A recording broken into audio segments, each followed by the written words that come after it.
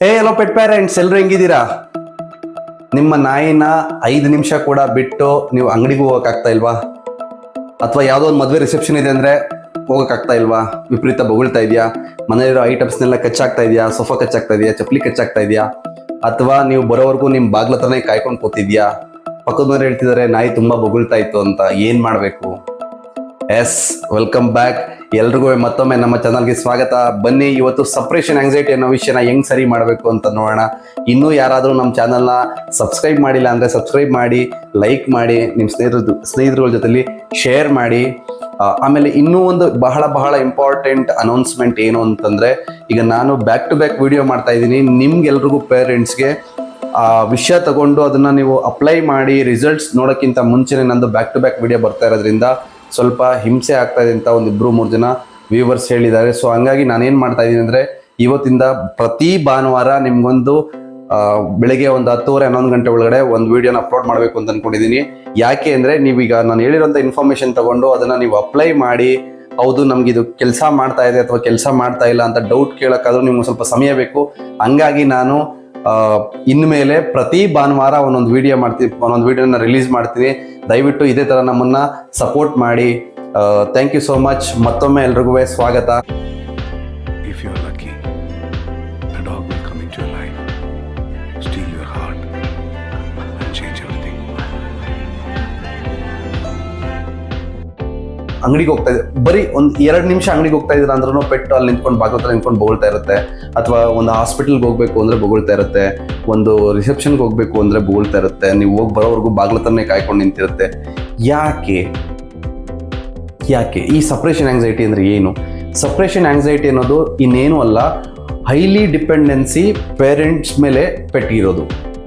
ನೀವು ಬಚ್ಚಲ ಮನೆಗೆ ಹೋದರೆ ಬಚ್ಚಲ ಮನೆ ಹತ್ರ ಬರುತ್ತೆ, ಬಾತ್ರೂಮ್ಗೆ ಹೋದರೆ ಬಾತ್ರೂಮ್ ಹತ್ರ ಬರುತ್ತೆ, ಅಡುಗೆ ಮನೆಗೆ ಹೋದರೆ ಅಡುಗೆ ಮನೆ ಹತ್ರ ಬರುತ್ತೆ. ನೀವು ಎಲ್ಲೆಲ್ಲಿ ಹೋಗ್ತಿರೋ ಅಲ್ಲೆಲ್ಲ ನಿಮ್ಮನ್ನು ಫಾಲೋ ಮಾಡ್ತಾ ಇರುತ್ತೆ. ಸೊ ಅದು ಅರ್ಥ ಆಗ್ತಿದೆ, ಅದಕ್ಕೆ ತಲೆಯಲ್ಲಿರೋದು ಇಷ್ಟೇ: ನಾನು ನಮ್ಮ ಪೇರೆಂಟ್ಸ್ನ ಬಿಟ್ಟು ಸರ್ವೈವ್ ಆಗೋಕ್ಕೆ ಸಾಧ್ಯನೇ ಇಲ್ಲ. ತುಂಬ ಕಮ್ಮಿ ಕಾನ್ಫಿಡೆನ್ಸು. ಸೊ ಹಂಗಾಗಿ ನಾವೇನು ಮಾಡಬೇಕು ಅಂದರೆ, ಮೊದಲನೇ ವಿಷಯ, ನೀವು ಇನ್ ಕೇಸ್ ಬಿಟ್ಟು ಹೋಗಬೇಕು ಅಂದರೆ, ಆಮೇಲೆ ವಿಡಿಯೋನ ಪೂರ್ತಿ ನೋಡಿ. ನೀವು ಲಾಸ್ಟ್ 2 ನಿಮಿಷನೋ ಅಥವಾ ಲಾಸ್ಟ್ 1 ನಿಮಿಷನೋ ನೋಡಿದ್ರೆ, ನಾನು ಲಾಸ್ಟ್ 1 ನಿಮಿಷದಲ್ಲಿ ನಿಮಗೆ ಇನ್ಫಾರ್ಮೇಷನ್ನ ಕೊಡ್ತಾ ಇಲ್ಲ. ಕಂಪ್ಲೀಟ್ ವಿಡಿಯೋ ಇರೋದೇ ಸಪ್ರೇಷನ್ ಆಂಗ್ಸೈಟಿ ಮೇಲೆ. ಸೊ ಹಂಗಾಗಿ ನೀವು ಕಂಪ್ಲೀಟಾಗಿ ವಿಡಿಯೋ ನೋಡಿ. ಸೊ ನಾನು ನಿಮ್ಗೆ ಹೇಳ್ದಂಗೆ, ನಿಮ್ಮನ್ನು ಪೆಟ್ಟು ಬಚ್ಚಲ ಮನೆ, ರೂಮು, ಅಡುಗೆ ಮನೆ, ಟಾಯ್ಲೆಟ್ ಎಲ್ಲ ಕಡೆನೂ ಫಾಲೋ ಮಾಡ್ತಾ ಇದ್ರೆ ನೀವು ಅರ್ಥ ಮಾಡ್ಕೋಬೇಡಿ, ನಿಮ್ಮ ಪೆಟ್ಗೆ ಬಂದು ನಿಮ್ಮ ಮೇಲೆ ತುಂಬ ಡಿಪೆಂಡೆನ್ಸ್ ಇದೆ. ಮೊದಲು ಅದನ್ನು ನೀವು ಇಂಡಿಪೆಂಡೆಂಟ್ ಮಾಡಬೇಕು. ಸಾಧ್ಯವಾದರೆ ಅದು ನಿಮ್ಮನ್ನು ಫಾಲೋ ಮಾಡೋ ಟೈಮಿಂಗ್ಸ್ ಅಂದರೆ ನಂಬರ್ಸ್ನ ಕಟ್ ಮಾಡಿ. ಪ್ರತಿ ಸಲನೂ ಫಾಲೋ ಮಾಡ್ತಾ ಇದ್ದಾರೆ, 1 ಸಲ 2 ಸಲ ಫಾಲೋ ಮಾಡಂಗೆ ಮಾಡಿ. ಅವಾಗ ಏನಾಗುತ್ತೆ ಅಂದರೆ ಸ್ಲೋಲಿ ಅದಕ್ಕೆ ಕಾನ್ಫಿಡೆನ್ಸ್ ಬಿಲ್ಡ್ ಆಗುತ್ತೆ. ಇಟ್ಸ್ ಓಕೆ ಅಂತ ಬರುತ್ತೆ. ಆಮೇಲೆ ನಿಮ್ಗೆ ಇನ್ನೊಂದು ಬಹಳ ಇಂಪಾರ್ಟೆಂಟ್ ವಿಷಯ ಹೇಳ್ತೀನಿ ಕೇಳಿ. ನಮ್ಮ ಮನುಷ್ಯರದು ಒಂದು ಡೇ ಬಂದು ನಾಯಿಗಳಿಗೆ 1 ವೀಕ್. ಸೊ ನಾಯಿ 1 ವೀಕ್ ಬಂದು 1 ಹ್ಯೂಮನ್ ಡೇ. ಸೊ ಹಂಗಾಗಿ ನೀವು ಒಂದಿನ ನಾಯಿನ ಬಿಟ್ಟೋಗ್ತಾ ಇದ್ದೀರಾ ಅಂದರೆ ನೀವು ಅರ್ಥ ಮಾಡ್ಕೊಳ್ಳಿ, ನಾಯಿ 1 ವಾರ ನಿಮ್ಮನ್ನ ಬಿಟ್ಟಿದೆ ಅಂತ ಲೆಕ್ಕಾಚಾರ. ಅದಕ್ಕೆ ಅಷ್ಟೊಂದು ಹೈಪರ್ ಆಕ್ಟಿವ್ ಆಗಿರುತ್ತೆ, ಮತ್ತು ಎನರ್ಜಿ ಲೆವೆಲ್ ತುಂಬ ಜಾಸ್ತಿ ಇರುತ್ತೆ. ಸೊ ನಾವು ಇನ್ನೂ ಒಂದು ಅರ್ಥ ಮಾಡ್ಕೋಬೇಕು, ಈಗ ಇನ್ ಕೇಸ್ ನಾವೆಲ್ಲ ಒಂದು ಕಡೆ ಹೋಗಲೇಬೇಕು ಅಂದಾಗ, ಈಗ 4-5 ಅವರ್ಗೆಲ್ಲ ನಾವು ಒಂದು ಬೋರ್ಡಿಂಗ್ ಸೆಂಟರ್ಗೋ ಅಥವಾ ಇನ್ನೊಬ್ಬರನ್ನ ಮನೆಗೆ ಎಲ್ಲರನ್ನೂ ಕರೆಸಿ ಯಾರನ್ನಾದ್ರೂ ಇಡಿಸ್ಬಿಟ್ಟು ಹೋಗೋದಕ್ಕೆ ಸಾಧ್ಯ ಇಲ್ಲ. ಅಥವಾ ಸಾಧ್ಯ ಆದರೆ ನಿಮ್ಮ ಫ್ರೆಂಡ್ಸು ಅಥವಾ ನೇಬರ್ಸ್ ಹತ್ರ ಬಿಟ್ಟು ಹೋಗ್ಬೋದು. ಇನ್ ಕೇಸ್ ಇಲ್ಲ ಅಂದರೆ ಇಟ್ಸ್ ಓಕೆ. ಅದು ಆ ಸಪ್ರೇಷನ್ ಆಂಗ್ಸೈಟಿ ವಿಷಯನ ಹೆಂಗೆಲ್ಲ ನಾವು ಡಿಕ್ರೀಸ್ ಮಾಡ್ಬೋದು, ಮತ್ತು ಆ ಸಮಯನ ನಾವು ಅದು ಆರಾಮಾಗಿರೋಂಗೆ ಹೆಂಗೆ ಮಾಡ್ಬೋದು ಅಂತ ಈ ವಿಡಿಯೋದಲ್ಲಿ ಡಿಸ್ಕಸ್ ಮಾಡೋಣ. ನನ್ನನ್ನು ತುಂಬ ಜನ ಪೇರೆಂಟ್ಸ್ ಕೇಳಿದ್ದಾರೆ, ನಾನು ಬೆಳಗ್ಗೆ 8 ಗಂಟೆಗೆ ಆಫೀಸ್ಗೆ ಹೋಗ್ತೀನಿ, ರಾತ್ರಿ 10 ಗಂಟೆ ಆಗುತ್ತೆ ಬರೋದು, ನಾಯಿ ಬರೋವರೆಗೂ ಇರುತ್ತಾ? ಖಂಡಿತವಾಗ್ಲೂ ನಾಯಿ ಇರುತ್ತೆ, ನಾಯಿ ಇಲ್ಲದೆ ಏನೂ ಆಗಲ್ಲ. ಆದರೆ ನಾನು ಪೇರೆಂಟ್ಸ್ಗೆ ಡೈರೆಕ್ಟಾಗಿ ಹೇಳಿದ್ದೀನಿ. ಕೆಲವು ಪೇರೆಂಟ್ಸ್ಗೆ ಇವತ್ತು ಅನಿಸ್ಬೋದು ಆಗೋದೇ ಇಲ್ಲ ಅಂತ ಹೇಳಿದ್ದೀನಿ, ಚಾನ್ಸೇ ಇಲ್ಲ, ನಾವು ಆ ಥರ ಮಾಡೋಕ್ಕಾಗಲ್ಲ ಅಂತ ಹೇಳಿದ್ದೀನಿ. ಕಾರಣ ಇಷ್ಟೇ: ನೀವು ಬೆಳಗ್ಗೆ 8 ಗಂಟೆಗೆ ಆಫೀಸಿಗೆ ಬಾಗಿಲು ಹಾಕೊಂಡು ಹೋಗಿ, ನೀವು ರಾತ್ರಿ 10 ಗಂಟೆಗೋ 9 ಗಂಟೆಗೋ ಬರೋವರೆಗೂ ನಾಯಿ ಒಂದೇ ಇರುತ್ತೆ. ನಿಮ್ಗೆ ಯಾಕೆ ಬೇಕು ನಾಯಿ ಅನ್ನೋದು ನನ್ನ ಮನಸ್ಸಿನ ಭಾವನೆ. ಮನಸ್ಸಲ್ಲಿತ್ತು, ಇವತ್ತು ಮಾತಲ್ಲಿ ಬರ್ತಾ ಇದೆ. ಹೌದು, ಈಗ ನೀವು ಬೆಳಗ್ಗೆ 8 ಗಂಟೆಯಿಂದ ರಾತ್ರಿ 10 ಗಂಟೆವರೆಗೂ ನಾಯಿಗೆ ಊಟ ಹಾಕ್ಬಿಟ್ಟು ನೀರಿಟ್ಬಿಟ್ಟು ಹೊಂಟೋಗ್ಬಿಟ್ರೆ, ನೀವು ವಾಕಿಂಗ್ ಇಲ್ಲ, ಅದಕ್ಕೆ ಹೊರಗಡೆ ಪ್ರಪಂಚ ಏನು ಅಂತ ಗೊತ್ತಿಲ್ಲ, ಶಬ್ದ ಕೇಳಿಸ್ತಿರುತ್ತೆ, ಸ್ಮೆಲ್ ಬರ್ತಿರುತ್ತೆ, ಬಟ್ ಆದರೂ ಅದು ಒಂದೇ ಬಿದ್ದಿರಬೇಕು ಮನೇಲಿ. ಸೊ ಹಂಗಾಗಿ ನಾನು ಅಂಥ ಪೇರೆಂಟ್ಸ್ನ ಯಾರನ್ನೂ ಎಂಟರ್ಟೈನ್ ಮಾಡಿಲ್ಲ. ದಯವಿಟ್ಟು ಕ್ಷಮಿಸಿ. ನನ್ನ ಮಾತು ಸ್ವಲ್ಪ ನಿಮಗೆ ಹಾರ್ಶ್ ಸ್ವಲ್ಪ ರಫ್ ಅನಿಸ್ಬೋದು. ಏನು ವಿಷಯ ಅಂದರೆ ನನಗೆ ಆ ಥರ ಏನೋ ಒಂದು ಕಲಿಸ್ಕೊಡೋದಕ್ಕೆ ಇಷ್ಟ ಇಲ್ಲ. ನೀವು ಅಟ್ಲೀಸ್ಟ್ ಒಂದು ಮದುವೆ ರಿಸೆಪ್ಷನ್ಗೆ ಹೋಗ್ಬೇಕಾ ಅಥವಾ ಒಂದು 4-5 ಗಂಟೆ ನೀವೆಲ್ಲ ಹೋಗಿ ಬರಬೇಕು ಅಂದರೆ ಇಟ್ಸ್ ಓಕೆ. ಯಾವತ್ತೋ ಒಂದಿನ ನೀವು ದಿನ ಆಫೀಸ್ ಬೆಳಗ್ಗೆಯಿಂದ ಸಾಯಂಕಾಲವರೆಗೂ ನಾಯಿ ಮರಿನ ಬಿಟ್ಟು ಹೋದ್ರೆ ಪಾಪ ಅದಕ್ಕೆ ಜೀವನನೇ ಇಲ್ದಂಗೆ ಆಗ್ಬಿಡುತ್ತೆ. ಸೊ ಹಂಗಾಗಿ ನನಗೆ ಪರ್ಸ್ನಲಿ ಆ ಥರ ಟ್ರೈನಿಂಗ್ ಮಾಡೋಕ್ಕೆ ಇಷ್ಟ ಇಲ್ಲ. ಸೊ ಈ ಸಪ್ರೇಷನ್ ಆಂಗ್ಸೈಟಿ ಅನ್ನೋ ವಿಷಯನ ಹೆಂಗೆಲ್ಲ ನಾವು ಸಾಲ್ವ್ ಮಾಡಬೇಕು ಕ್ವಿಕ್ಕಾಗಿ ವಿಡಿಯೋ ಮುಗಿಸ್ತೀನಿ. ವಿಡಿಯೋ ಹೋಗೋಣ. ಮೊದಲನೇದೇನು ಅಂತಂದರೆ, ನೀವು ಮನೇಲಿ ನಾಯಿ ಮರಿನ ಬಿಟ್ಟು ಹೋಗಬೇಕು ಅಂದರೆ ಸಾಧ್ಯವಾದಷ್ಟು ಜಾಸ್ತಿ ವಾಕ್ ಮಾಡಿಸಿ. ಹೌದು, ನೀವು ಚೆನ್ನಾಗಿ ವಾಕ್ ಮಾಡಿಸಿದ್ರೆ ನಾಯಿಗೆ ಸುಸ್ತಾಗಿರುತ್ತೆ, ಆರಾಮಾಗೆ 1 ಅವರ್ ಅಥವಾ 1.5 ಗಂಟೆ ಮಲ್ಕೊಳ್ಳುತ್ತೆ. ಆಮೇಲೆ ಇನ್ನೂ ಒಂದು ಇಂಪಾರ್ಟೆಂಟ್ ವಿಷಯ ಏನು ಅಂದರೆ, ಯಾವುದೇ ಕಾರಣಕ್ಕೂ ನೀವು ಹೊರಗಡೆ ಹೋಗ್ಬೇಕಾದ್ರೆ ಬಾಯ್ ಆಗಲಿ ಬಂದಿದ ತಕ್ಷಣ ಹಾಯ್ ಆಗಲಿ ಮಾಡಬೇಡಿ. ನೀವು ರೆಡಿಯಾಗಿ ಹೊರಡಕ್ಕೆ ಶುರುವಾದರೆ ನಾಯಿ ಮರಿ ಗೊತ್ತಾಯಿತು. ನಾಯಿ ಮರಿಗೆ ಹೆಂಗೆ ಗೊತ್ತಾಯಿತು? ಅದು ಅಸೋಸಿಯೇಟ್ ಮಾಡ್ಕೊಂಡಿದೆ ನೀವು ಸ್ನಾನ ಮಾಡ್ಕೊಂಡು ಹೊಸ ಬಟ್ಟೆ ಹಾಕಿದ ತಕ್ಷಣ ಹೊರಗಡೆ ಹೋಗ್ತೀರಾ ಅಂತ. ನಿಮ್ಮ ಪರ್ಫ್ಯೂಮ್ ಹೊಡ್ಕೊಂಡಿದ ತಕ್ಷಣ ಅದು ಸೆಂಟ್ ಅಸೋಸಿಯೇಟ್ ಮಾಡ್ಕೊಂಡಿರುತ್ತೆ. ಓಹೋ, ಇವಾಗ ಈ ಸೆಂಟ್ ಹೊಡ್ಕೊಂಡ್ರೆ ಇವರು ಗ್ಯಾರಂಟಿಯಾಗಿ ಮನೆಯಿಂದ ಆಚೆ ಹೋಗ್ತಾರೆ ಅಂತ. ಸೊ ಅವಾಗ ಇದನ್ನ ನೀವು ಹೆಂಗೆ ಆಲ್ಟ್ರ್ ಮಾಡಬೇಕು ಅಂದರೆ, ಸಾಧ್ಯವಾದಷ್ಟು ಮನೇಲಿದ್ದಾಗ ನೀಟಾಗಿ ರೆಡಿಯಾಗಿ ಮನೇಲೆ ಆರಾಮಾಗಿದ್ಬಿಡಿ. ಸೆಂಟ್ ಹೊಡ್ಕೊಳ್ಳಿ, ಮನೇಲೆ ಆರಾಮಾಗಿದ್ಬಿಡಿ. ಅಥವಾ ಯಾವ ಡ್ರೆಸ್ಸಲ್ಲಿ ಇರ್ತಾರೋ ಆ ಡ್ರೆಸ್ಸಲ್ಲೇ ಹಂಗೆ ಹೊರಡಕ್ಕೆ ಶುರು ಮಾಡಿ. ಸುಮ್ಮನೆ ಹೋಗಿ ಒಂದು 5 ನಿಮಿಷ ಹೋಗಿ ಬನ್ನಿ. ಸೊ ಅವಾಗ ಪೆಟ್ಟು ನಿಮ್ಮನ್ನ ಪ್ರೆಡಿಕ್ಟ್ ಮಾಡೋದನ್ನ ನಿಲ್ಲಿಸುತ್ತೆ. ಸೊ ಅವಾಗ ಅಸೋಸಿಯೇಷನ್ ಕಮ್ಮಿ ಆಗ್ತಾ ಬರುತ್ತೆ. ಸೊ ಮೊದಲನೇ ವಿಷಯ, ನೀವು ಯಾವುದೇ ಕಾರಣಕ್ಕೂ ಮನೆಯಿಂದ ಆಚೆ ಹೋಗ್ಬೇಕಾದ್ರೆ ನಾಯಿ ಮರಿಗೆ ಚೆನ್ನಾಗಿ, ನಾಯಿ ಮರಿನೋ ಅಥವಾ ದೊಡ್ಡ ನಾಯಿನೋ ಚೆನ್ನಾಗಿ ವಾಕ್ ಮಾಡಿಸಿ ಅದನ್ನ ಮನೇಲಿ ಬಿಟ್ಟು ಹೋಗಿ. ಮನೆಯಿಂದ ಆಚೆ ಹೋಗ್ಬೇಕಾದ್ರೆ ಬಾಯ್ ಮಾಡಂಗಿಲ್ಲ, ಮನೆಗೆ ಬಂದಿದ ತಕ್ಷಣ ಹಾಯ್ ಮಾಡಂಗಿಲ್ಲ. ಸೊ ನೀವು ಸ್ಟೇಟ್ ಆಫ್ ಮೈಂಡ್ಸಲ್ಲಿ ಒಂದು 4 ವಿಷಯ ತಗೊಳ್ಳಿ: aggression, depression, excitement, com state. Usual ಆಗಿ ಅಗ್ರೆಷನ್ ನಾನು ನೋಡಿಲ್ಲ. ನೀವು ಎಕ್ಸೈಟ್ಮೆಂಟು, ಕಾಮ್ ಸ್ಟೇಟು ಮತ್ತು ಡಿಪ್ರೆಷನ್ ತಗೊಳ್ಳಿ. ಸೊ ನಾಯಿ ಕಾಮ್ ಸ್ಟೇಟಲ್ಲಿತ್ತು, ನೀವು ಮನೆಯಿಂದ ಹೊರಡಕ್ಕೆ ಶುರು ಮಾಡಿದ ತಕ್ಷಣ ಎಕ್ಸೈಟ್ಮೆಂಟ್ ಸ್ಟೇಟ್ಗೆ ಹೋಗ್ತು. ಎಕ್ಸೈಟ್ಮೆಂಟ್ ಸ್ಟೇಟ್ಗೆ ಹೋಗಿದ್ದ ನಾಯಿನ ವಾಪಸ್ ನೀವು ಕಾಮ್ ಸ್ಟೇಟ್ ಕರ್ಕೊಂಬರ್ದೆ ಬಿಟ್ಟರೆ, ಮನೆಯಲ್ಲೇ ಬಿಟ್ಟು ಹೋದರೆ, ಆ ಎಕ್ಸೈಟ್ಮೆಂಟಲ್ಲಿ ನಾಯಿ ಬೊಗಳುತ್ತೆ. ನಾಯಿ ಮನೇಲಿ ಏನಾದ್ರು ವಸ್ತು ಸಿಕ್ಕರೆ ತಂದು ಕಿತ್ತಾಕತ್ತೆ. ಈ ವಿಷಯ ಕಿತ್ತಾಕೋದಕ್ಕೂ ಒಂದು ವಿಷಯ ಇದೆ, ಮತ್ತೆ ಬೊಗಳೋದಕ್ಕೂ ಒಂದು ವಿಷಯ ಇದೆ. ನಾಯಿಗೆ ಏನು ಮಾಡಬೇಕು ಗೊತ್ತಿಲ್ಲ, ಹೊರಗಡೆ ಏನೋ ಶಬ್ದ ಕೇಳಿಸ್ತು, ಸೊ ಅದನ್ನು ಅಸೋಸಿಯೇಟ್ ಮಾಡ್ಕೊಂಡು ಅದ್ರ ಕಮ್ಯುನಿಕೇಟ್ ಮಾಡೋಕ್ಕೆ ಟ್ರೈ ಮಾಡ್ತಾ ಇದೆ, ಬೊಗಳ್ತಾ ಇದೆ. ಇನ್ನು ಮನೇಲಿ ಕಿತ್ತಾಕೋ ವಿಷಯಕ್ಕೆ ಬರೋದಾದ್ರೆ, ನೀವು ಮನೆಗೆ ಬರೋದ್ರೊಳಗಡೆ ನಾಯಿ ಏನೋ ಒಂದು ಸೋಫಾನೋ ಇಲ್ಲ ಏನೋ ಒಂದನ್ನ ಕಿತ್ತಾಕಿತ್ತು. ನೀವು ಬಂದಿದ ತಕ್ಷಣ ನೋಡಿಲ್ಲಿ ಏನು ಮಾಡಿದ್ಯಾ, ಹಿಂಗೆ ಮಾಡಿದ್ಯಾ, ಹಂಗೆ ಮಾಡಿದ್ಯಾ ಅಂತ ಅಂದಾಗ ನಾಯಿ ಅಸೋಸಿಯೇಟ್ ಮಾಡ್ಕೊಳುತ್ತೆ. ಓಹೋ, ನಾನು ಇದನ್ನ ಕಿತ್ತಾಕಿದ್ರೆ ಇವರ ಅಟೆನ್ಷನ್ ನನಗೆ ಜಾಸ್ತಿ ಸಿಗುತ್ತೆ. ಸೊ ಇಲ್ಲಿವರೆಗೂ ನಿಮ್ಮನ್ನ ನಾಯಿ ಕಾಯ್ತಾ ಇತ್ತು, ನೀವು ಮಾತಾಡ್ಸಕ್ಕೆ ಸಿಕ್ಕಿರ್ಲಿಲ್ಲ, ನೋಡಕ್ ಸಿಕ್ಕಿರ್ಲಿಲ್ಲ, ಅದನ್ನ ಟಚ್ ಮಾಡಕ್ ಸಿಕ್ಕಿರ್ಲಿಲ್ಲ. ಬಟ್ ಬಂದಿದ ತಕ್ಷಣ ನೀವು ಅದನ್ನ ಅಸೋಸಿಯೇಟ್ ಮಾಡ್ಕೊಂಡು ಎಲ್ಲ ಇರೋಂಥ ಎಕ್ಸ್ಪ್ರೆಷನ್ ಅದ್ರ ಮೇಲೆ ತೀರ್ಸಿದ್ರಿ. ಸೊ ಅದಕ್ಕೆ ಅರ್ಥ ಆಯ್ತು, ಈಗ ಕಚ್ಚಾಕಿದ್ರೆ ನನ್ನ ಬಂದು ತುಂಬಾ ಚೆನ್ನಾಗಿ ನನ್ನನ್ನು ಮಾತಾಡಿಸ್ತಾರೆ.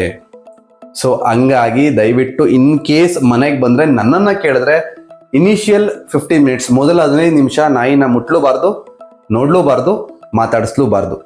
ಸೊ ಈ 3 ವಿಷಯ ಮಾಡಲಿಲ್ಲ ಅಂದ್ರೆ ನಾಯಿ ಬರುತ್ತೆ, ಮೇಲೆ ಜಂಪ್ ಮಾಡುತ್ತೆ. ಬಟ್ ಆ ಎಕ್ಸೈಟ್ಮೆಂಟ್ ಲೆವೆಲ್ ಕಮ್ಮಿ ಆದ್ಮೇಲೆ, ಒಂದು 15 ನಿಮಿಷ ಆದ್ಮೇಲೆ ನೀವು ಅದನ್ನ ಮುಟ್ಟಿ ಮಾತಾಡೋದ್ರಿಂದ ಈ ಸಪ್ರೇಷನ್ ಆಂಗ್ಸೈಟಿ ವಿಷಯ ಅನ್ನೋದು ನಿಮಗೆ ನಾಯಿ ತಲೆಯಿಂದ ಹೋಗ್ತಾ ಇರುತ್ತೆ. ಯೂಶ್ವಲ್ ಆಗಿ ಈ ಸಪ್ರೇಷನ್ ಆಂಗ್ಸೈಟಿ ನಾನು ನೋಡಿರೋದು ಈ ಕೋವಿಡ್ ಟೈಮಲ್ಲಿ ಯಾರೆಲ್ಲ ಪೆಟ್ ಪೇರೆಂಟ್ಸ್ ಆದಲ್ಲ, ಯಾವ್ದೆಲ್ಲ ಪೆಟ್ಸು ಪೇರೆಂಟ್ ಮನೆಗೆ ಬಂತಲ್ಲ, ಆ ನಾಯಿಗಳಲ್ಲಿ ನಾನು ಸಪ್ರೇಷನ್ ಆಂಗ್ಸೈಟಿ ಅಂತ ತುಂಬಾ ನೋಟಿಸ್ ಮಾಡಿದ್ದೀನಿ. ಕಾರಣ ಏನು ಅಂದ್ರೆ, 1 ವರ್ಷ 2 ವರ್ಷ 3 ವರ್ಷ ಆರಾಮಾಗಿ ಮನೇಲೇ ಇದ್ರಿ, ಒಂದೇ ಸಲ ಕೆಲ್ಸಕ್ಕೆ ಹೋಗಿ ಶುರು ಮಾಡಿದಾಗ ನಾಯಿಗೂ ನಿಮ್ಮನ್ನು ಬಿಟ್ಟೆ ಪ್ರಪಂಚನೇ ಇರಲಿಲ್ಲ, ಅಥವಾ ಹೊರಗಡೆ ವಾಕಿಂಗ್ ಹೋಗ್ತಾ ಇರಲಿಲ್ಲ, ಏನು ನಿಮ್ಮನ್ನು ಬಿಟ್ಟರೆ ಪ್ರಪಂಚನೇ ಇಲ್ಲ, ಅದಕ್ಕೆ ನಿಮ್ಮ ಮನೆ ಬಿಟ್ಟರೆ ಪ್ರಪಂಚನೇ ಇಲ್ಲ. ಸೊ ಅವಾಗ ಏನು ಮಾಡ್ತು, ನಾಯಿ ವಿಪರೀತ ಬೊಗಳಕ್ಕೆ ನೆಗ್ದಕ್ಕೆ ಈ ಥರ ಸಪ್ರೇಷನ್ ಆಂಗ್ಸೈಟಿ ವಿಷಯಗಳನ್ನ ಶುರು ಮಾಡ್ಕೊಂತು. ಮೊದಲನೇದು ವಾಕಿಂಗು, 2ನೇದು ಯಾವುದೇ ಕಾರಣಕ್ಕೂ ಅಸೋಸಿಯೇಟ್ ಮಾಡಬಾರ್ದು. 3ನೇ ವಿಷಯ ಏನು ಅಂತಂದ್ರೆ, ಮನೆಯಿಂದ ಆಚೆ ಹೋಗ್ಬೇಕಾದ್ರೆ ಪೆಟ್ಗೆ ಫುಡ್ ಡ್ರೈವ್, ಅಂದ್ರೆ ಊಟಕ್ಕೆ ತುಂಬಾ ಆಸೆ ಪಡ್ತಾ ಇದೆ ಅನ್ನುವಂಗಿದ್ರೆ ಸಣ್ಣ ಟ್ರೀಟ್ಸ್ನ ಎಲ್ಲ ಕಡೆ ಔಸಿಟ್ಟು ಹೋಗ್ಬೇಕು ಮನೇಲಿ. ಮೇಕ್ ಶೋರ್ ಗಮನ ಇಟ್ಕೊಳ್ಳಿ, ನೀವು ಊಟ ಇಡಬೇಕಾದ್ರೆ ಅಲ್ಲಿ ಗಾಜಿಂದು ಏನು ವಸ್ತುಗಳಾಗಿರ್ಬೋದು, ಅಥವಾ ಎಲೆಕ್ಟ್ರಿಸಿಟಿಗೆ ಸಂಬಂಧಪಟ್ಟಂಗೆ, ಅಥವಾ ಅದಕ್ಕೆ ಹಾರ್ಮ್ ಆಗದೆ ಇರೋಂಥ, ಅದಕ್ಕೆ ಅಪಘಾತ ತಂದೊಡ್ದೇ ಇರೋಂಥ ವಸ್ತುಗಳನ್ನ ಬಹಳ ಗಮನ ಇಟ್ಟು ನೋಡ್ಕೊಳ್ಳಿ. ಮತ್ತೆ ಈ ಸೋಫಾ ಕೆಳಗಡೆ ಆಗಿರ್ಬೋದು, ತುಂಬಾ ಒಳಗಡೆನೂ ಮಾಡಬೇಡಿ, ಅಟ್ಲೀಸ್ಟ್ ಟ್ರೈ ಮಾಡಿದ್ರೆ ಸಿಗ್ಬೇಕು, ಆ ಥರ ಎಲ್ಲ ಕಡೆ ನೋಸಿಡಿ. ಸೊ ನೀವು ಬರೋವರೆಗೂ ನಾಯಿ ಮರಿ ಅದನ್ನ ಹುಡ್ಕಕ್ಕೆ ಶುರು ಮಾಡುತ್ತೆ. ಅದನ್ನ ಹುಡ್ಕಕ್ಕೆ ಅದ್ರಲ್ಲಿ ಬ್ಯುಸಿ ಆದಾಗ ನಿಮ್ ಬಗ್ಗೆ ಗಮನ ಹೊರಟೋಗುತ್ತೆ. ಸೊ ಹಂಗಾಗಿ ಇದೊಂದು ವಿಷಯ ನೆನ್ಪಿಟ್ಕೊಳ್ಳಿ. ಇನ್ ಕೇಸ್ ನಿಮ್ಮ ಮನೇಲಿ ಏನಾದರೂ ಕೇಜ್ ಇತ್ತು ಅಂದ್ರೆ, ಕೇಜ್ ಒಳಗಡೆ ನಾಯಿಗೆ ರೆಸ್ಟಿಂಗ್ ಪೊಸಿಷನ್ ಕಲಿಸಿ ಕೇಜ್ ಅಂದರೆ ಅದು ಕೂಡಾಕೋ ಜಾಗ ಅಲ್ಲ, ಅಥವಾ ನೀನು ಹಿಂಸೆ ಕೊಡೋ ಜಾಗ ಅಲ್ಲ, ನೀನು ರೆಸ್ಟ್ ಮಾಡೋ ಜಾಗ ಅಂತ ಮೊದಲು ಹೇಳ್ಕೊಡ್ಬೇಕು. ಆ ವಿಡಿಯೋ ನಿಮಗೆ ಕೇಜ್ ಟ್ರೈನಿಂಗ್ ಹೆಂಗೆ ಮಾಡಬೇಕು ಅಂತ ನೀವು ನನ್ನ ಕಮೆಂಟಲ್ಲಿ ಕೇಳಿದ್ರೆ ಡೆಫಿನೆಟಾಗಿ ನಾನು ಅದೊಂದು ವಿಡಿಯೋನೇ ಮಾಡಾಕ್ತೀನಿ. ಸೊ ಕೇಜಲ್ಲಿ ಇನ್ ಕೇಸ್ ಇತ್ತು ಅಂದರೆ ಕೇಜಲ್ಲಿ ಅದನ್ನ ಕೂಡಿಟ್ಟು ಅಂದರೆ ಆರಾಮಾಗಿ ರೆಸ್ಟ್ ಮಾಡೋಕ್ಕೆ ಬಿಟ್ಟು ನೀವು ಆರಾಮಾಗಿ ಹೋಗ್ಬಿಟ್ಟು ಬರ್ಬೋದು.